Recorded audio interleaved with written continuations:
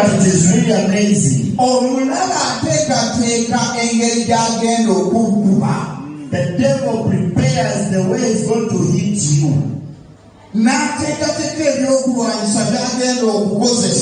And it makes you prepare the same weapons that he's going to use.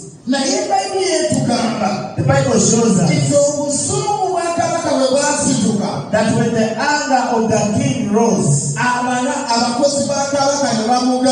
the workers of the king told him, you do not have to bring any other weapons. Let us go back to the home of Haman in his very compound. There's a very good hanging place in his compound. There are also enough ropes there. And also the firewood is enough. That every weapon that we need to use is everything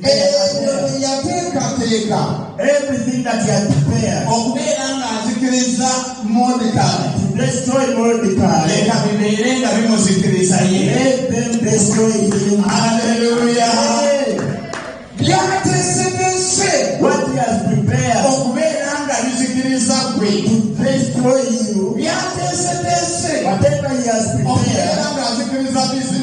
to destroy your business, whatever he has prepared to destroy your children, whatsoever he has prepared to use them to overcome you, they are the very things that the Lord turns upside down. The word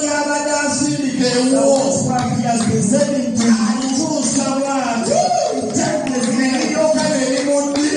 it goes back to you.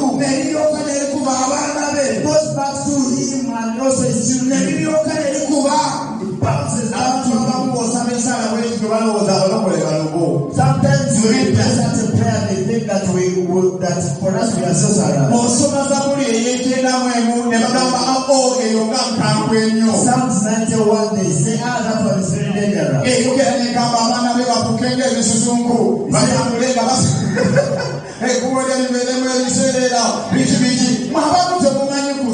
Sometimes you don't know to pray, but those things are actually there. You pray well. Yes, amen. You pray while sympathizing with what is preparing at this place.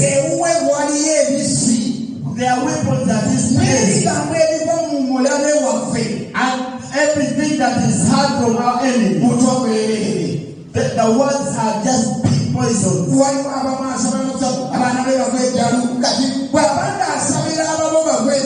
If your enemy wants your kids to